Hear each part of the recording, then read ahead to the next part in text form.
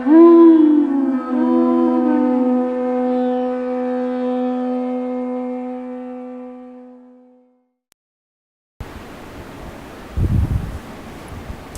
Krishna. Today we have gathered here to read from Bhagavad-Gita. It's chapter 15, the Yoga of the Supreme Person, or sometimes called Purushottam Yoga, text number 7. And before we proceed reading, we'll just chant Om Namo Bhagavate Vasudevaya.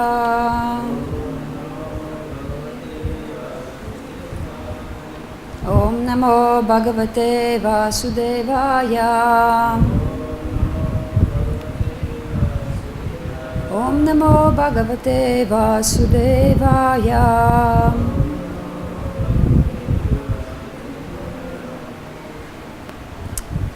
Okay. So we'll read the verse, recite the verse. Everyone has a book. Mamaivam sa jivaloke jiva bhuta sanatanam manasastan indriyani prakriti stani karsati. Word for word, please repeat after me. Mama, my. Eva, certainly. Amshaha, fragmental particle. Jivaloke, in the world of conditioned life. Jiva bhutaha, the conditioned living entity. Sanatanaha, eternal. Manaha, with the mind. Shasthani, the 6.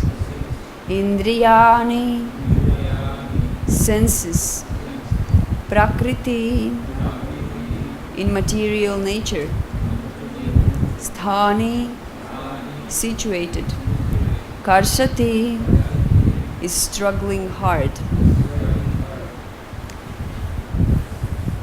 The translation and the purport by His Divine Grace A.C. Bhaktivedanta Swami Srila Prabhupada ki. Srila Prabhupada ki. The living entities in this conditioned world are my eternal fragmental parts. Due to conditioned life, they are struggling very hard with the 6 senses, which include the mind. Please repeat. The living entities in this conditioned world are my eternal fragmental parts. Due to conditioned life, they are struggling very hard with the 6 senses, which include the mind. Purport. In this verse, the identity of the living being is clearly given. The living entity is the fragmental part and parcel of the Supreme Lord eternally. It is not that he assumes individuality in his conditioned life and in his liberated state becomes one with the Supreme Lord. He is certainly fragmented. It is clearly said, Sanatana.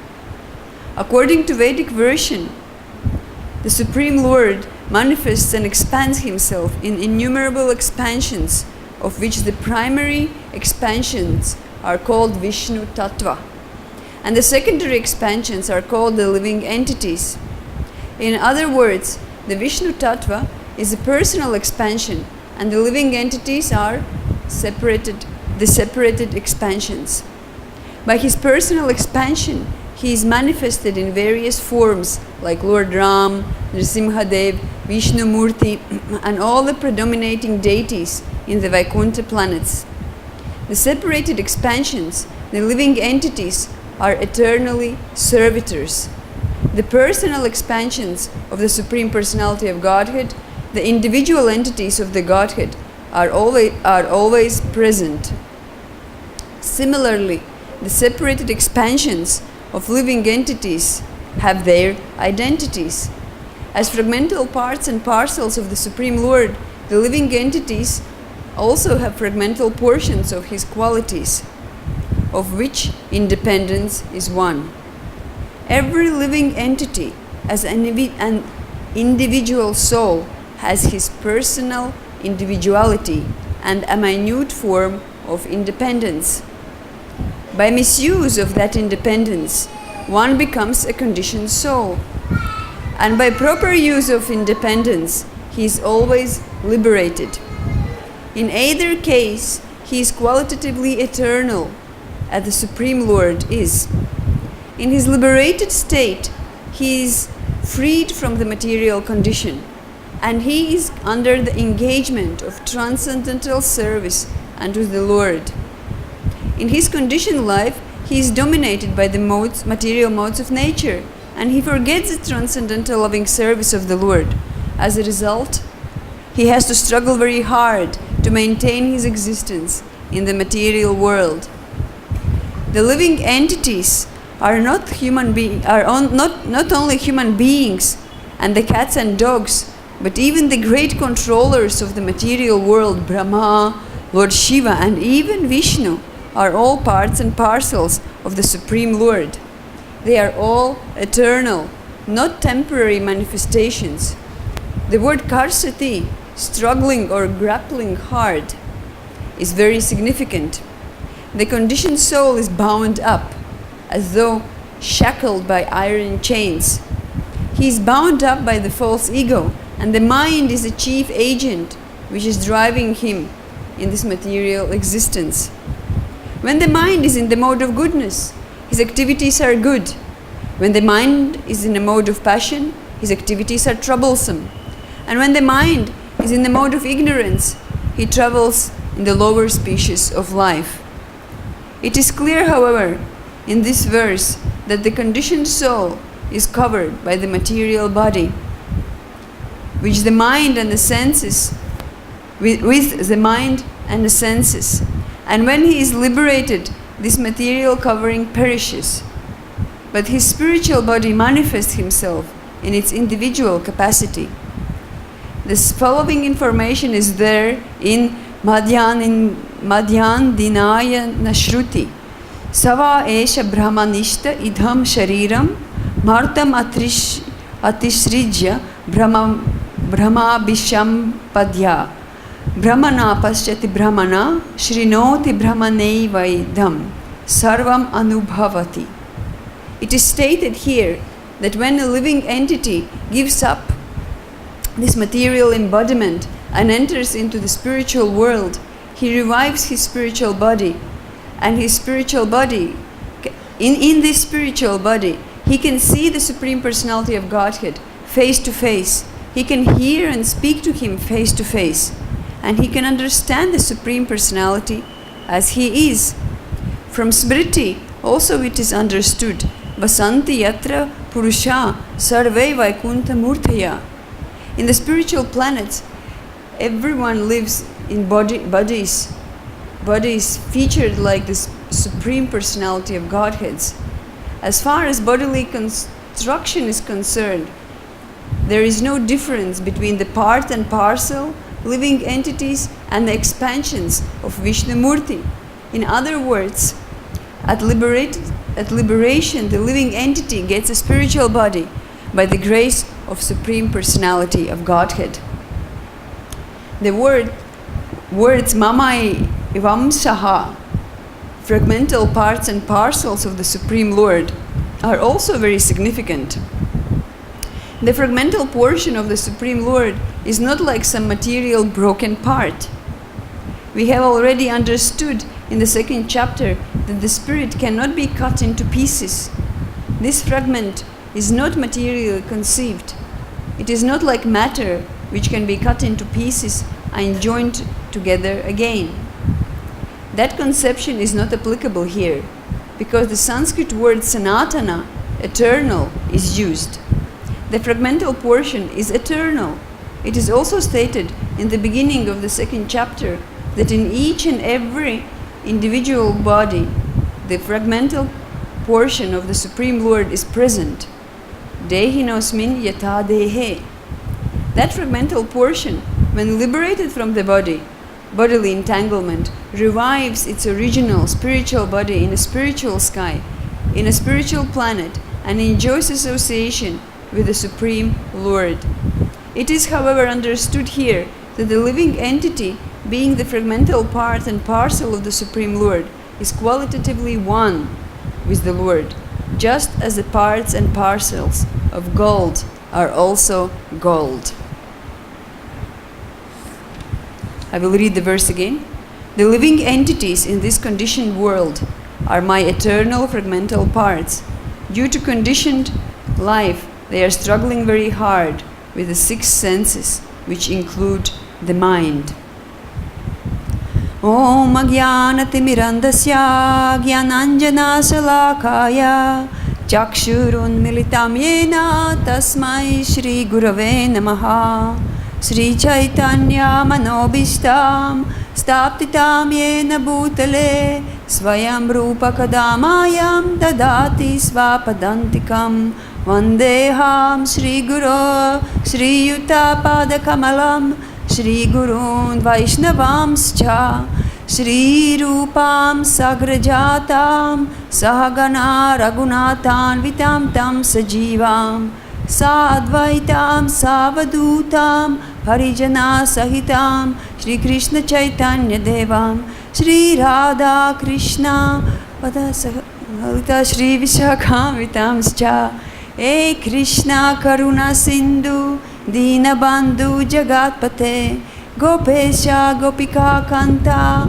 Radha Kanta Namostute Tapta Kanchana Gaurangi Radhe Vrindavaneshwari Vrishabhanu Sute Devi Pranamami Hari Priye Vanchakalpatarubhyascha Kripa Sindhubhya Evacha Patitanam Pavanebhyo Vaishnavebhyo Namo Namaha Jai Shri Krishna Chaitanya Prabhu Nityananda Shri Advaita Gadadhara Shri Vasadi Gaura Bhakta Vrinda Hare Krishna Krishna Krishna Hare Hare Hare Rama Rama Rama Hare Hare Namo Vishnupadaya Krishna Prasthaya Bhutale Srimati Bhakti-Vedanta Swaminiti Namine Namaste Saraswati Devi Gauravani Pracharine Nirvishesha Shunyavadi Paschatya Deshitarine.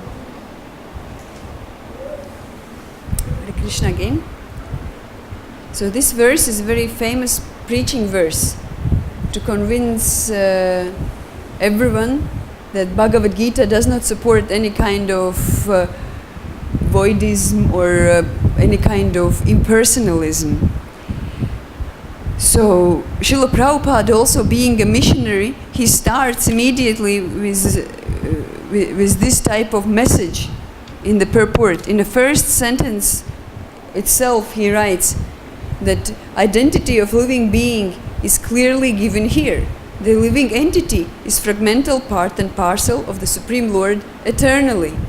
So there can be many aspects how we can approach this verse. But Prabhupada, in his mood, as he is, he started to speak against the idea of being one or merging in or merging out. So Srila Prabhupada is carrying the teachings of Lord Chaitanya, who has come to give this personal aspect and reject the impersonalist or voidist or any kind of philosophies which go that direction. So anyone who reads this verse can be convinced about the message. It is very clearly, very directly said. It is said that we don't necessarily need to interpret or comment statements of Shastra, which is very clear. Like here, it's clear there is no place of going left or right. It is said, my parts and parcels, living entities, are certainly, is the word even used, and eternal. So there is no way we can twist this around. It is said that some statements can be kind of with a double meaning, so then acharyas give a explanation or comment. Or, for example, it's said that if there is a statement that a person in a house is living on the Ganges. So there can be different explanations, different understanding. For example, it could be understood that his house is on the Ganges, somehow he has made some structure on the Ganges, or it could be that the house is on the banks of the Ganges, and we just say it, the house is on the Ganges. So to clarify it, the explanation is needed. But here in this verse, there is no explanation is needed because it is so clear. So this verse is a great asset for the persons who are talking with different other people with different schools, that we can use this verse to back up the actual teachings of Sri Krishna and Sri Chaitanya Mahaprabhu, specifically related to the status of the living entity and Krishna. So in India, the land of piety, everybody somehow or other refers to Vedas, loves Bhagavad-Gita. They may not read the Bhagavad-Gita, but they love it. So then it is easy to open the book, to read the verse and say, this is how it's written here, and then everyone will accept it, more or less, but generally like this. And it is very nice to observe how people accept the authority of scriptures.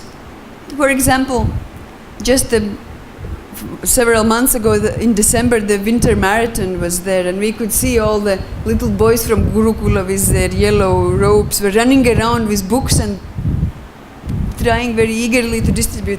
In fact, they even approached Kavichandra Maharaj without realizing who he is, and they were squeezing him book in a hand till the Maharaj had to pull out his rupees from the pocket and buy the book. So I was very inspired. I was thinking, oh, they are so sincere. And I just had to think like that. That same evening, they approached me also. And they, oh, Mataji, please, please, buy this book, buy this book. And I said, oh, but I have already Bhagavad-Gita. I don't need. Oh, but you can give to friends. My old friends already have Bhagavad-Gita. And I was thinking probably they hear it from everyone.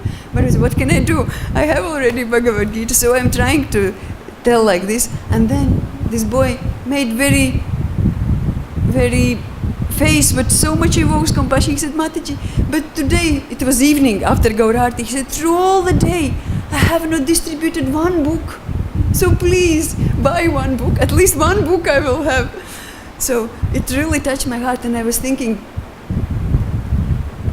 I don't know whether he made a drama or it was true that he hadn't distributed any book. Even if it was drama, he played very well. So I was touched and my heart was melting. But at the same time, I did not want to buy. So I thought, what to do? So I told him, okay, come, I will help you to distribute the book.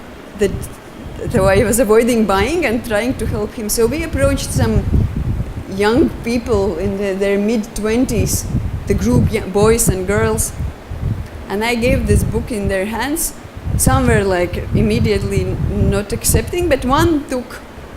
And then he looks at this book and he says, yes, but it's such a big book. I can't read such a big book. He says, do you have an overview? I would like to know what is in Bhagavad-Gita, but not such a big book. You give me one smaller, like a overview. And of course, it's in the middle of crowd. I don't have such a option for him. So somehow I'm telling you, just read only verses, and you don't need to read the rest, only verses you read. And then in case you are feeling interested and want more explanation, then you can read the purport also. So he liked this idea. That was like 2-in-1, the short version and a longer in case it's needed. So he bought it. So from that we can understand that even youngsters who don't like to read, they may never read, but they have some affection for Bhagavad-Gita as if born with this. In fact, Srila Prabhupada said that that's what it is, that Indian people are born, they drink the love of God from the breast of the mother, with the mother's milk. So in that way, it makes it very comfortable and easy. But the whole world is not like that. The whole world is not like that. The outside of India, especially Western countries, not just Western, even Eastern, like Japan or China, for them it's just a paper with some letters. There is no special authority or meaning for that. In fact, everyone comes with their own idea. Even myself, I remember I was maybe 14 years old, And I decided to create my own religion. I was thinking, I have not met Hare Krishna devotees that time yet, and I was thinking, I don't like any of these religions, what they experience, so I will write myself. I will create my religion myself, and I started to write a book, even, to create a new religion. So I was saying, it will conquer the world, and everyone will believe. And I really thought that it can be just imagined. So for me, it was all these authoritative texts or teachers are just imagining something and presenting to people, and some people like it and they accept. That's why there are so many that you can choose. This was my idea, so I said, why can't I imagine something and then present to the world? They may like it also. So like that, so in that circumstances, it's very difficult. You can 100 of times read this verse, but no one will care, because in these circumstances, the only authority is mind. There is no other authority except the mind. And the mind is such a creature that it's like what you can do, you know. So it is difficult in that sense. But Srila Prabhupada, he went to the place where the Vedas are not the authority. Vedas or Bhagavad-Gita is nothing more than any other newspaper. He went to such place where Bhagavad-Gita has no value to teach directly from Bhagavad-Gita. So he was such a powerful person that he had no even thought of not doing it. He just did. And not just he went and did it. Maybe some other people also went and did it. But he actually managed to convince those non-believers and turn them into believers. And not just that he turned them into believers, some kind of believers, in such believers that they could give their life to those teachings. And not just that, besides giving their own life, they could convert so many other non-believers into believers who give their lives and convert other believers. So it was like a Maha tsunami in the world. And then what to speak of that? So many people, like usually we say, out of sight, out of mind. But in this situation, there are so many people who have not seen Srila Prabhupada, but they're ready to give their full life to him. How is it possible in a, we could say, normal world? You haven't seen the person, but you can leave everything and just surrender to that person. Okay, even in Prabhupada times, there are also, I even met one devotee, she said, I've never met Prabhupada. She's initiated by Prabhupada, but she said she never met Prabhupada personally. And still, we could say, because Prabhupada was that time present, everybody was talking, and it was more kind of vivid. But even nowadays, Prabhupada has left this planet like 40 years ago, even more. Soon will be, but still people are so much surrendering to his lotus feet. So this is the power of Srila Prabhupada. So, and why is that? Another reason for that is Prabhupada, yes. Prabhupada is powerful, not other could do. He had to deal with so many different circumstances, not many could imitate that or try to attempt some, even a little bit. But the science behind this is that because all these people who did surrender, there are Mamai Vamsa Jivaloke Jiva Bhuta Sanatana. They are these jivas who are eternally part and parcels of Krishna, and they immediately get attracted to that message. And if such a powerful personality like Srila Prabhupada comes and offers that message, then this jiva, who is naturally attracted to Krishna, will be also attracted. Like a magnet is attracted, the iron is attracted to the magnet. Because the tables were not attracted to Srila Prabhupada's message. The chairs were not attracted to Srila Prabhupada's message. Because there is no the jiva. But where there is jiva, there was attraction. So this is a practical application of this verse, how we can see how it is. And there are different types of living entities also.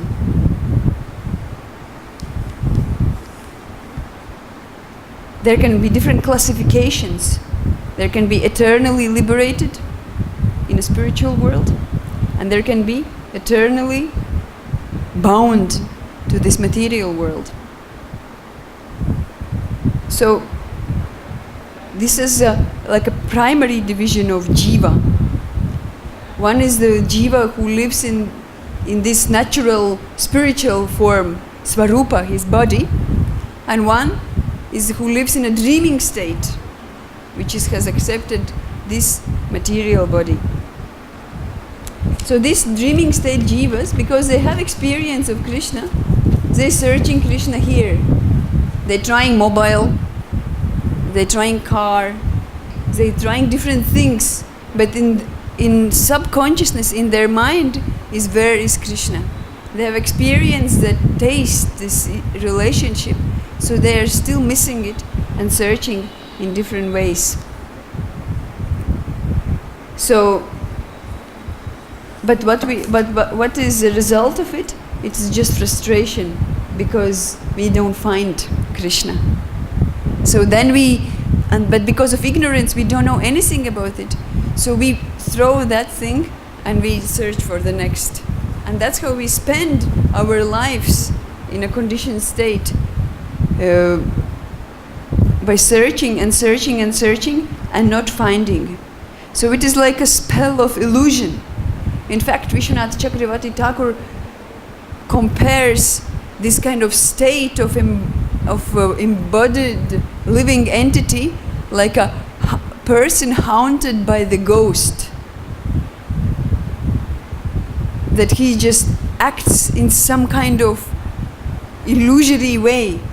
And moreover, he says that if a person is haunted by ghost, you cannot just go to that person and say, hey, you are haunted by the ghost. You are not the ghost, so don't act like ghost. Just talking alone will not work. So the same for the embodied person, just to approach the person and say, you are not this body, don't act like body. It will not work. And jiva, whatever kind of body it gets, there is so many, 8,400,000 species, acts according to that body. Like we see dogs, they are barking. Because they identify as a dog, so they bark. They chase monkeys, they chase cats, they chase each other. And then a cow walks very slowly, chewing something in a mouth. We don't see cow is barking or running around.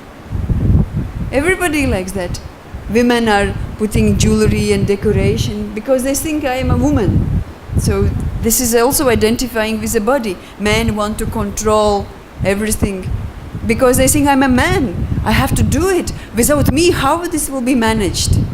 So this is thinking because I'm a man. And you cannot just go to the cow and say, my dear cow, you are not the cow. You are a spiritual soul, and then expect the cow will reply, oh, thank you for telling, let me just chant Hare Krishna. No, but telling alone is not working in this situation. So there, like to get the ghost out of the person's consciousness and body, there should be ghost hunter who has a mantra and can chase the ghost away. So the same in this kind of ghost-like situation, with identifying as a bodies, also just talking alone will not help. There should be some person who acts as a giver of mantra. So these are similar situations to understand actually what kind of situation, what kind of state is that identification with the body. It's like a person haunted by a ghost.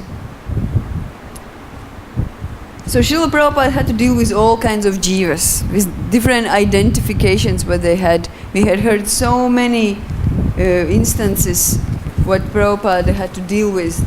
But he was Nitya Siddha. He was Nitya Mukta. So he could manage all these things. So why are they just mentioned? There are two types of jivas. One are eternally liberated, who live in their spiritual bodies in the spiritual world, and then there are eternally conditioned nitya baddha jivas, and they are living here in this material world. So there are more varieties of it. For example, these nitya baddha jivas are also classified in different levels or different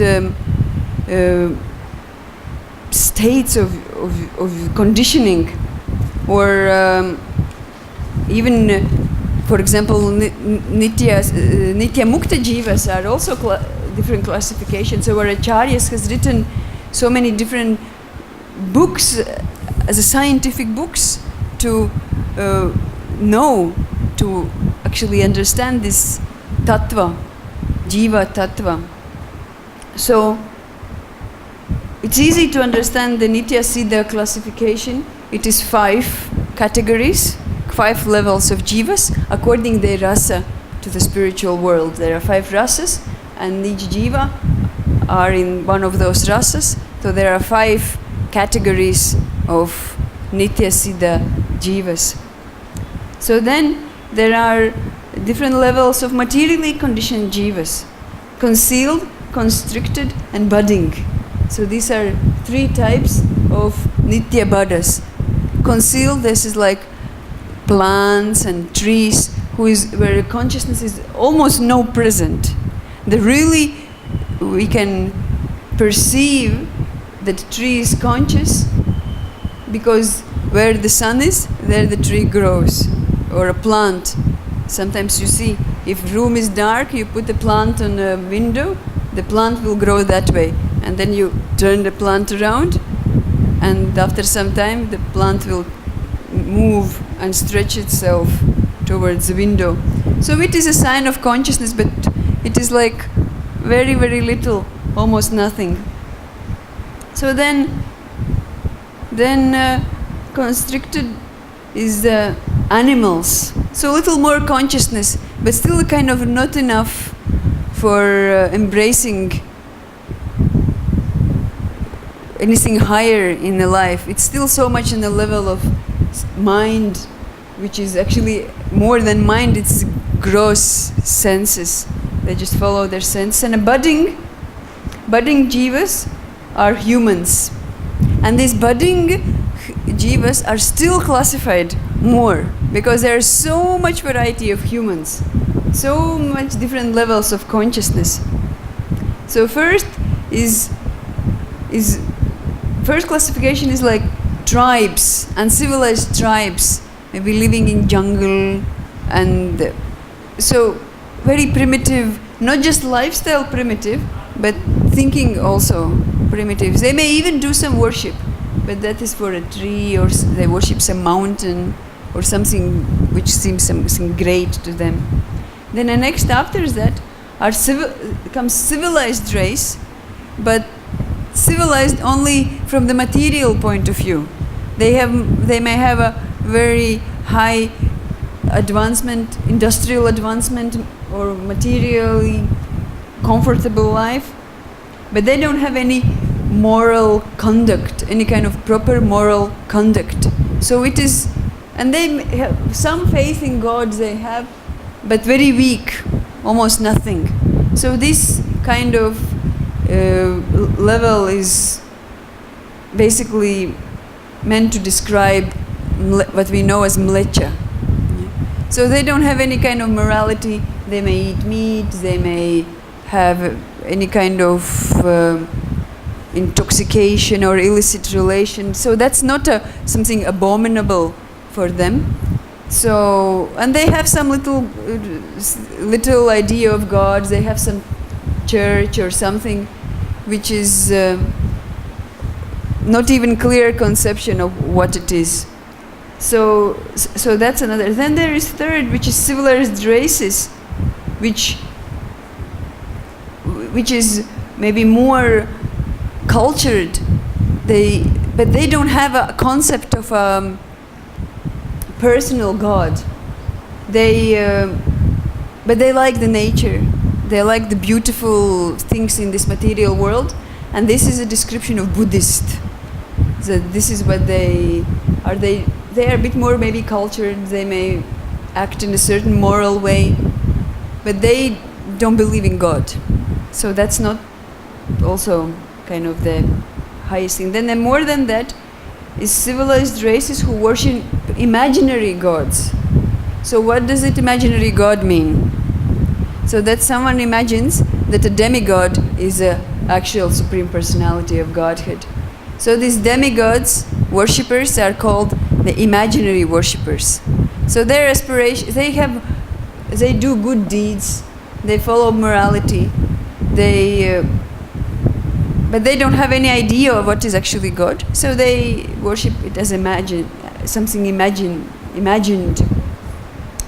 So then, next level of the conditioned jiva, nitya baddha, is civilized race which accepts the concept of Supreme Personality of Godhead but does nothing about it.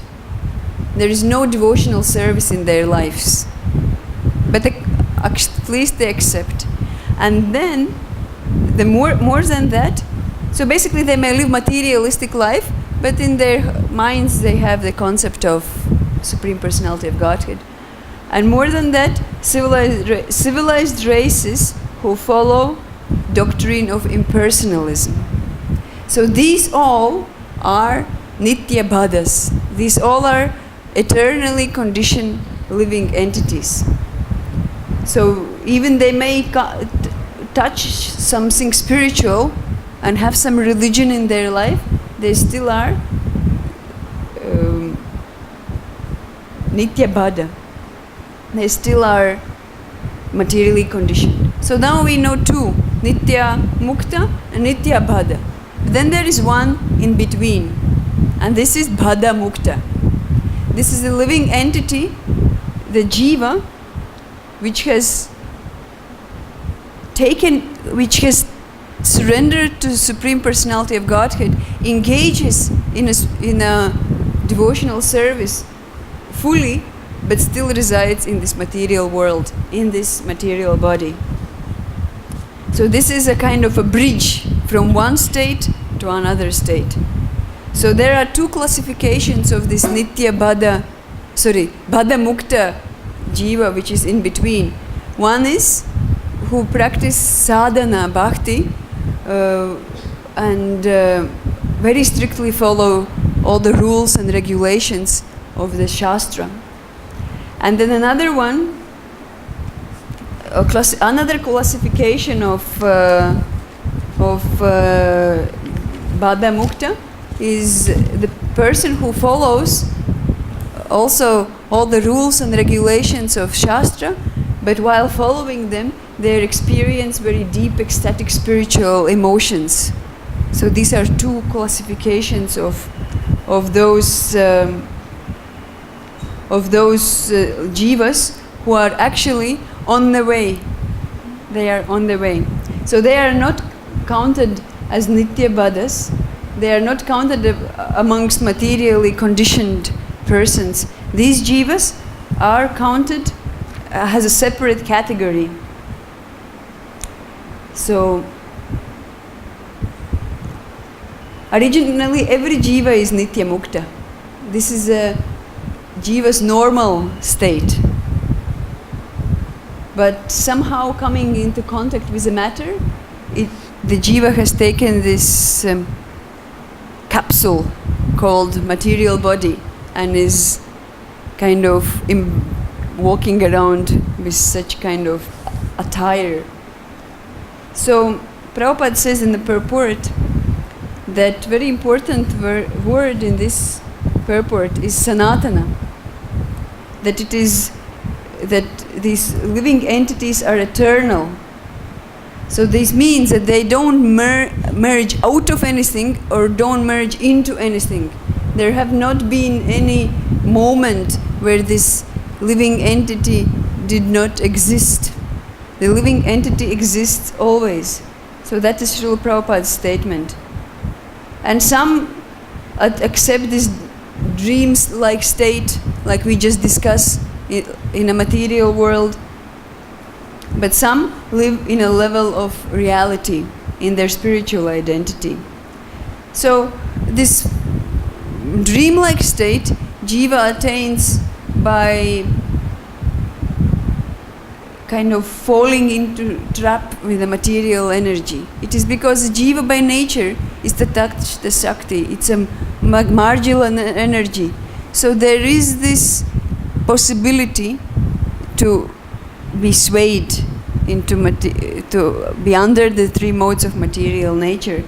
So then there is a question can be arised. So why then Krishna does not protect jiva from falling under the grip of material nature? Why Krishna allows to do it? Why Krishna allows jiva to fall in the material world, under material energy? So because Krishna gives jiva free will, because a living entity has free will. If there was no free will of living entity, then what is the question of personality? Like this table has no free will. If I put table here, it stands here. If I put table there, it stands here. I can unscrew and take these legs off, and I can just act. There is no personality in this table, so then there is no free will. But jiva is a person, and this person of jiva is meant to develop relationship with Krishna, not even develop, to have relationship with Krishna. So there, where there is a consciousness, where there is a free will, where there is a personality, the free will is a natural feature. So, and because the free will is there, then there is a tendency of going here and there and like that. So, but Krishna comes and rescues us. So if he is not forbidding us to go away, at least he comes and rescues. So like that. So karsati is another important word Prabhupada says here in the purport. Karsati. He's saying it's struggling or grappling hard. So it is, this sense is what makes our life hard in this material world, this body. And of course he says, Prabhupada says it is hard to maintain one's existence, because for the food, just food alone, we have to have a work. There is no desired trees which provide kachoris and clothes and jewelry for anyone in this material world. So some work should be done. But then there is another aspect of the working, of not working, as struggling. Srila Prabhupada, in one of his Bhagavatam classes, he's saying that as jiva has this eternal relationship with Krishna, very intimately connected with Krishna, the jiva has experienced this juice, this rasa of interacting with Krishna in a spiritual world. So here in the material world, he tries to taste also something similar, tries to find something similar. But he said, but this wrapped around with this body. It's like when you take your tongue, you take the piece of cloth and you wrap around your tongue the cloth, and then you try to lick some sugar candy. You may imagine that some taste should be there, but there's no taste.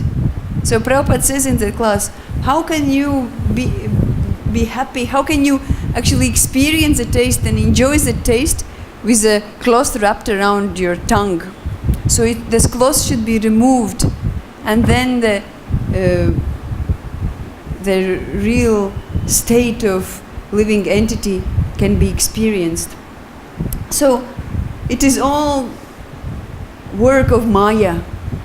As we interact with her, she offers us this beautiful dress of, we could sometimes say, the outfit of a prisoner, this body. She offers us, and not just offers, she bewilders living entity in such a way that the living entity accepts this dress with such a love and care, and she thinks, it's mine, this dress is mine, and very happily wears it.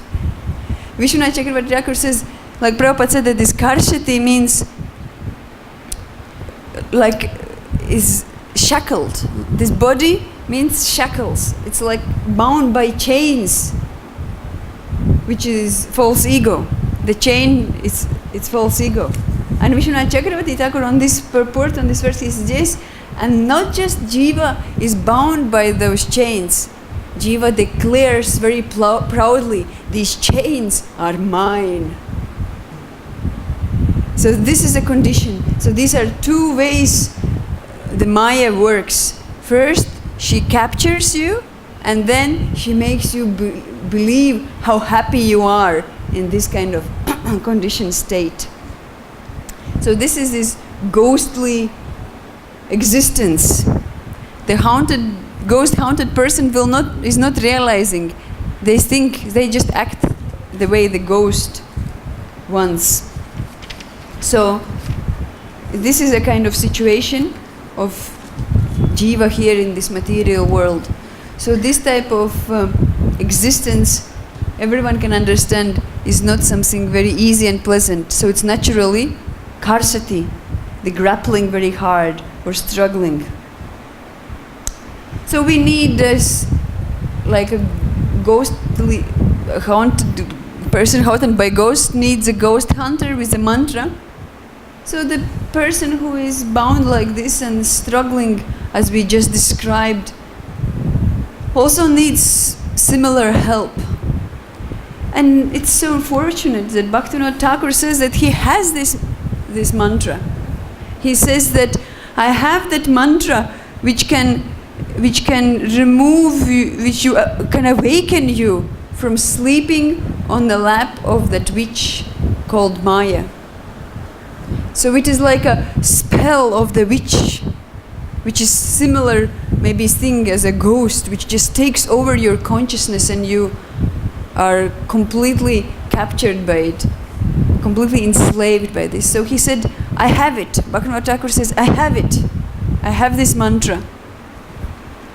So this is this Maha Mantra, which Prabhupada also has got, and he's spreading it wildly, and he's still spreading it with help of everyone else. So this is this Gauravani, that by his own example, Chaitanya Mahaprabhu has come and showed us how to do and what to do. And Srila Prabhupada, as we mentioned in the beginning, is teaching the teachings, spreading the teachings of Lord Chaitanya, spreading this Gauravani. So he is giving this Maha Mantra, and he says, Prabhupada says, you dance and chant, and if you're a little tired, take some prasadam. So this is this ghost hunter which is helping us in this desperate state of being bound in the material world. So another feature of this Gauravani which is so important is that it immediately defeats all kinds of Mayavadis, impersonalists, Brahmavadis, Nirvisheshavadis, Shunyavadis. It is like when you switch on the light, darkness immediately disappears. You don't need to have a special separate switch to switch off the darkness. There is only one switch off the light. So once a person hears this mantra, once a person is awakening, the very nature of this mantra is to give light. And the light is to understand who am I, who is Krishna, and what is our relationship. So from that we can see that Mahaprabhu is our friend. And who else is better friend than Sri Chaitanya Mahaprabhu? Who else is our friend besides him? It's not just that he is our friend because he came to give us something so valuable. He is our friend because he is always with us in our hearts. But specifically, he took a trouble to come and give us this mantra, Maha Mantra, to chant. And specifically in this age of Kali, this Maha Mantra, it's not just bare Yuga Dharma. It's not just Yuga Dharma like in any other ages, which is also, but not just that. In this age specifically, this mantra carries Goloka Prema. In other ages, it did not carry that. Because in this age, Mahaprabhu himself has come, who is Shyamasundara Krishna. In other Kali Yugas, Mahaprabhu is not Shyamasundara Krishna. Because we know that Lord Krishna appears once in a day of Lord Brahma.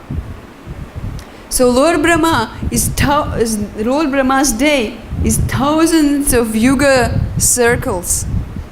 So it means in thousands of Kali Yugas, only in one Kali Yuga, Lord Krishna appears as Shyamasundar Krishna, and Lord Chaitanya, who is not different from him, appears to give us this Goloka Prem. So this is a treasure of this mantra. So it's not just freeing us from ghost-like condition, but just is actually giving us so much more, and now allowing us live blissfully and happily, free from this ghost-like state of existence. So here I would like to end. We touch the problem, we touch the solution, and now it is for us to contemplate and accept the solution, which all of you do, and I need to learn from you. Thank you very much. Hare Krishna. If you have any corrections or comments, here is the time for that.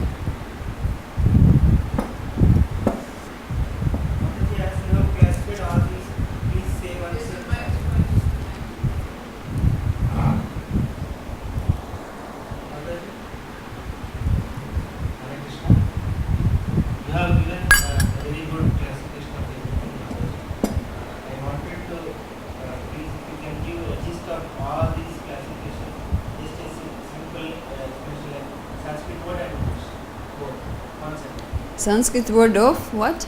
Sanskrit word of all these classification of Bhagavad-Gita and English. I mean, Nitya Bhada is already Sanskrit. Nitya Bhada is Sanskrit. Of all these others. I have no source for Sanskrit terms of those other classifications. Thank you. But Nitya Mukta, Nitya Bhada is already Sanskrit.